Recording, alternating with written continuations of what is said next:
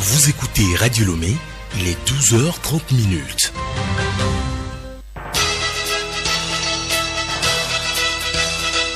Le journal Bénédicte Kanda.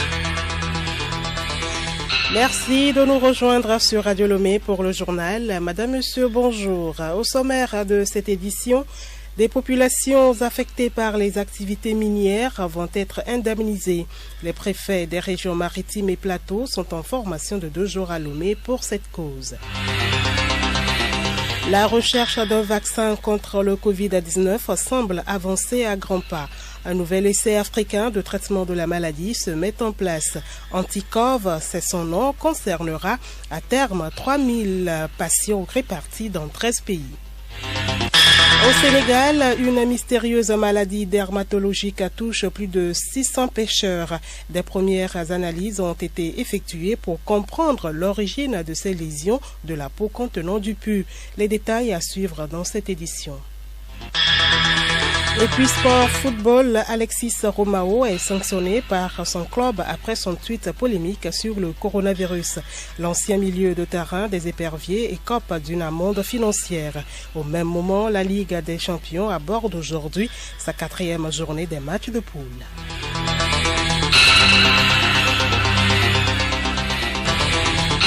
radiolomé.tg. Bienvenue à tous. Examen du projet de loi de finances exercice 2021 à l'Assemblée nationale. En raison de la crise sanitaire liée au coronavirus, ce projet de loi met un accent particulier sur les secteurs sociaux. Léontine Atogima.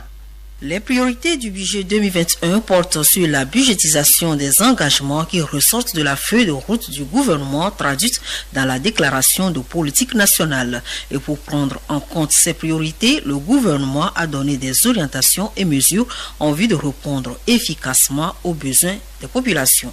Sani Yaya, ministre des Finances et de l'économie. En dépit des énormes contraintes liées à l'épidémie, le budget 2021 sera orienté vers les priorités sociales avec une hausse de 10,8% des dépenses sociales par rapport à l'année dernière avec 445,1 milliards de francs CFA. Sur ce plan, je voulais souligner que l'éducation occupe une très bonne place avec 195,5 milliards pour améliorer les conditions de l'enseignement dans notre pays. Bien sûr, les secteurs productifs comme l'agriculture bénéficient aussi d'une attention toute particulière et les secteurs comme l'économie numérique qui constitue le fer de lance de la transformation digitale de notre économie. La présidente de l'Assemblée nationale, Yawadi Borichegan, a salué les nouvelles innovations apportées au projet de loi de finances exercice 2021.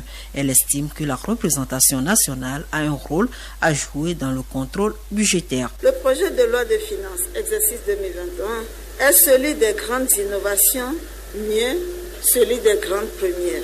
Même si notre pays bénéficie d'une relative bonne santé budgétaire, l'arrière-goût amer des grands déficits structurels, les inquiétudes suscitées par les bouleversements économiques dus à la crise sanitaire et le double défi qui résulte de la nécessité de trouver les financements requis pour répondre aux besoins futurs d'une population jeune et de s'attaquer aux menaces qui pèsent sur l'environnement sont autant de facteurs qui nous poussent à ne pas cesser d'améliorer les mécanismes de gouvernance. Le présent projet de loi de finances est constitué de 3 parties, à savoir l'environnement et les perspectives économiques internationales et nationales, les grandes innovations et choix budgétaires et les orientations fiscales de 2021. Léontine Atogima, nous vous l'annoncions en titre, les personnes qui seront touchées par les travaux miniers auront l'appui de l'État.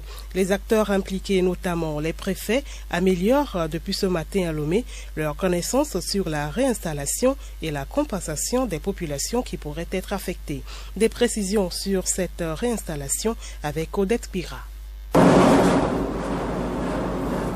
Un document définit les règles de cette indemnisation des populations. Il s'agit du cadre de politique de réinstallation des populations, CPRP. Il renferme aussi les arrangements organisationnels et les critères de planification qui seront appliqués pour répondre aux besoins des personnes qui pourraient être affectées. D'où la nécessité de former ces acteurs sur ces principes. Boukari Aïsaki, coordonnateur du CPRP. Une manière de les approcher, c'est de mettre en place un cadre de politique de réinstallation volontaire des populations. Et ce cadre a été développé pour tout le secteur minier du Togo. Maintenant, il fallait pouvoir travailler avec les acteurs clés. Si on peut, il faut reconstruire au moins égal à, si c'est une habitation, au moins une habitation de même standing que là où il était. La réinstallation peut aussi toucher toute une communauté et ses infrastructures. Balakendi Abalo, formateur. L'exploitation minière engendre des impacts, certes positifs, mais aussi des impacts négatifs, sociaux, environnementaux, et qui entraînent généralement des déplacements des populations. La perte de leurs biens, que ce soit des biens matériels ou des biens culturels. Le CPRP concerne aussi les principes de gestion des plaintes. Le document en cours de vulgarisation au profit des populations des zones minières a été élaboré en décembre 2019. Ce projet évalué à 15 millions de dollars est financé par la Banque mondiale. Un reportage signé Odette Pira. Des cadres de l'administration publique et des institutions de la République échangent depuis hier à Kbalimé sur comment utiliser le système intégré de gestion des finances publiques. Il s'agit de les amener à maîtriser cet outil en vue de son adaptation à la gestion des ressources financières de l'État selon le budget programme. Grâce Goto. Le budget programme est exécuté sur la base des programmes établis par l'État en mettant en place des outils favorisant un meilleur suivi de l'exécution du budget. Actuellement, le Togo applique le budget moyen. À l'instar des autres pays de l'UEMOA, le budget programme entre en vigueur à partir de janvier 2021. Il s'avère alors important que les responsables de la gestion des finances des institutions et de l'administration publique s'approprient cet outil. Alirou Djobo, coordonnateur du projet d'appui à la gouvernance fiscale à l'OTR. C'est une formation vraiment pratique pour montrer à tous les acteurs qui interviennent dans l'élaboration et l'exécution du budget comment se fera l'élaboration du budget avec l'application qui sera disponible et déployée dans tous les départements ministériels. Chacun sera dans son bureau et il va faire les travaux d'élaboration et d'exécution du budget. C'est un gain de temps et d'efficacité que cela va procurer dans l'exécution du budget de l'État. Cette rencontre lance la série de formations qui à terme va outiller un peu plus de 300 cadres. Pour cette première vague, ils sont une cinquantaine à s'approprier le système intégré de gestion des finances publiques. Agbokou Dodi, chef cellule informatique au ministère de l'économie et des finances. Il y a des outils au niveau du budget programme qui permettent de contrôler l'activité de chaque responsable au sein du ministère. À travers cette formation, le gouvernement vise l'efficacité des acteurs et une bonne gouvernance à travers les indicateurs qui sont prédéfinis. L'atelier de ce premier groupe prend fin demain. Merci à vous, Grâce Goto. Pour clore la page nationale, la culture, la Direction nationale de la cinématographie a lancé hier la Semaine nationale du cinéma qui se déroule cette année du 23 au 29 novembre. Les projections seront exclusivement sur les télévisions. Covid-19 oblige. La cérémonie de lancement a permis de rendre hommage aux pionniers du 7e art au Togo. Gabriel Ayena. La Direction nationale de la cinématographie DNC a honoré deux grands noms, à savoir Jacques Dokokou et à titre posthume Feu Blaise Kiliziou Abalo. Des trophées leur ont été donnés en reconnaissance au service rendu au cinéma togolais. Écoutons respectivement Jacques Dokokou et Madame Ouedraogo, épouse de Kiliziou Abalo. C'est très bien que chez soi on soit récompensé, même si on dit que on n'est pas prophète chez soi. Le cinéma, c'est un art, c'est comme un tamis. Il y aura beaucoup qui vont vouloir faire du cinéma, mais il y aura très peu qu'on va connaître. Nous sommes très réconfortés et très fiers de recevoir cette récompense à titre posthume. J'encourage les jeunes à continuer dans cette même voie.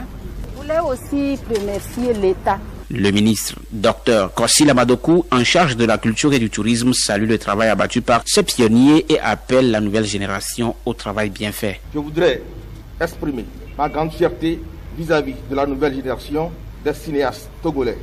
Emboîtant le pas à leurs illustres aînés, ils sont en train de porter notre 7e art à un niveau insoupçonné.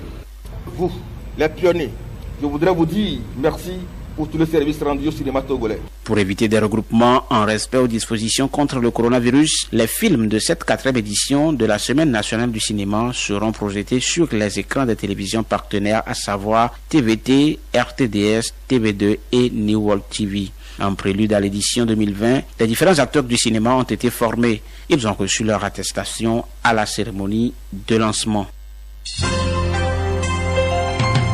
Le journal Bénédicte Kanda. Actualité hors du Togo, au Burkina Faso, la commission électorale a suspendu la publication des résultats provisoires commune par commune. Cette décision a été prise après une déclaration des 7 candidats signataires de l'accord politique de l'opposition qui ont publié une déclaration pour mettre en garde la CENI.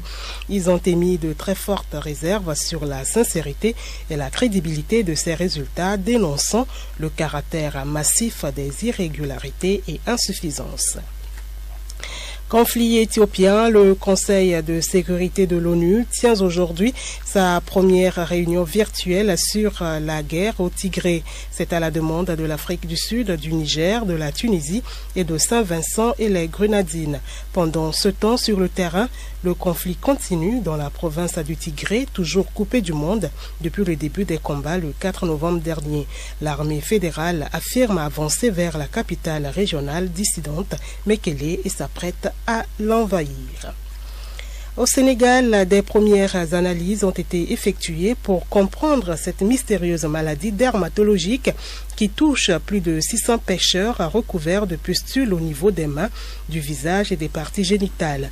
Si la présence quasi permanente de l'acide phtalique, du soufre, de l'acide benzène et de l'acide hexadécanoïque est confirmée, ces produits ne peuvent expliquer la prolifération de ces boutons chez les pêcheurs. Le point avec Abidé Lemo.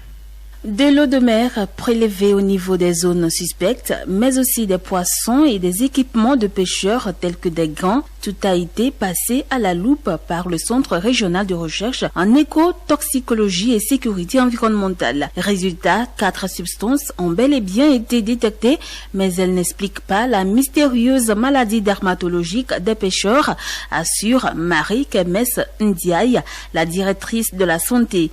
Elle a indiqué qu'on n'a pas vu de pesticides, de résidus, de médicaments à des quantités qui peuvent provoquer ces lésions. Par exemple, le soufre, ce sont des problèmes pulmonaires, mais chez les pêcheurs, on n'a pas vu de problèmes respiratoires, seulement dermatologiques.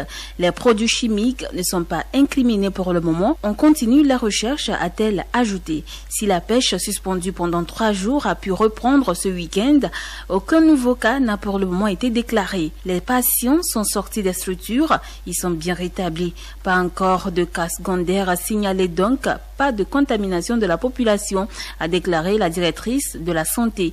Les recherches vont maintenant se concentrer sur les algues et sur les filets, alors que les pêcheurs continuent d'incriminer la pollution de l'eau. La maladie a d'abord été découverte à Tiaroy, en banlieue de Dakar, mais des cas ont aussi été découverts dans la région de Thiès, sur la Petite Côte et à Saint-Louis. Abidé Lemo, santé toujours, la recherche d'un vaccin contre le Covid-19 semble avancer à grands pas. Des dizaines d'essais cliniques dans le monde ont échoué à trouver un remède contre les formes graves de la maladie. Un nouvel essai va cependant essayer d'apporter sa pierre à l'édifice et il est africain.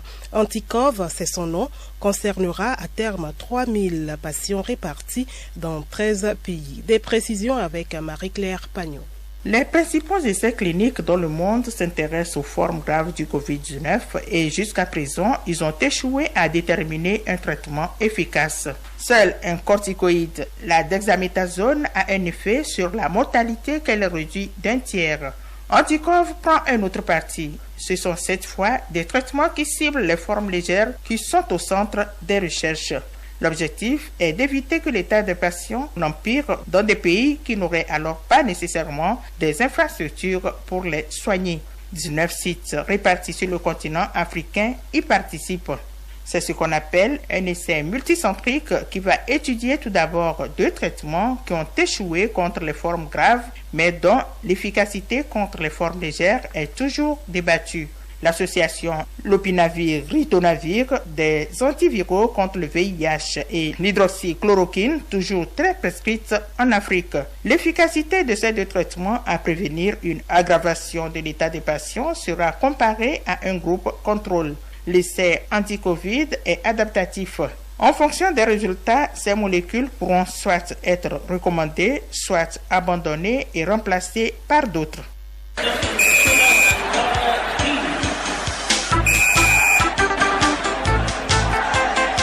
Sport, rapport terminé. Football, la Ligue européenne des champions fait son grand retour ce mardi avec la 4e journée des matchs de poule.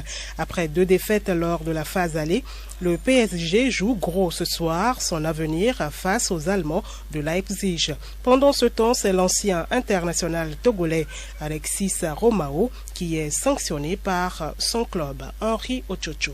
Alexis Romao est bel et bien sanctionné par les responsables du Guingamp après son tweet polémique la semaine surpassée. Pour rappel, le 11 novembre dernier, Romao avait fait un tweet lié à la pandémie au coronavirus. Ce tweet est une citation attribuée à l'ancien président libyen Muammar Kadhafi qui dit, je cite, « Ils créeront eux-mêmes le virus et ils vous vendront les antidotes par la suite, faisant semblant de prendre leur temps pour trouver la solution alors qu'ils l'ont déjà ». Fin de citation. Le milieu togolais de Guingamp a écopé d'une amende financière dont le montant n'a pas été précisé. Mis sous pression par 2 défaites en 3 journées, le Paris Saint-Germain joue peut-être son avenir ce soir contre Leipzig. Thomas Tuchel et ses hommes qui se retrouvent dans une position inconfortable avec la menace d'une élimination dès la phase de poule doivent réagir. Tuchel peut compter sur le retour de Neymar et de Kylian Mbappé. L'autre club français, le Stade Rennais, joue Chelsea. 4e du groupe E à 6 points de la formation anglaise et du FC Séville. Le Stade Rennais doit se réveiller. Autre rencontre de cette 4e journée, Krasnodar croise le FC Séville. Manchester United défie Istanbul Başakşehir. Dans la poule G, le Barça se mesure à Dynamo Kiev. La Juventus affronte Ferencváros. Une victoire du Barça et de la Juventus les qualifie pour le prochain tour. Dortmund reçoit à domicile le FC Bruges. Olympiakos croise Man City.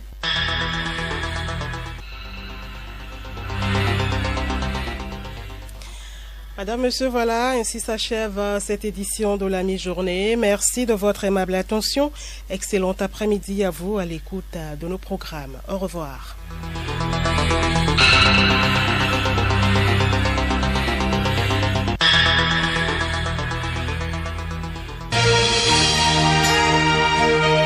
Radio Lomé, boîte postale 434, email radiolomé@radiolomé.tg. radiolomé.tg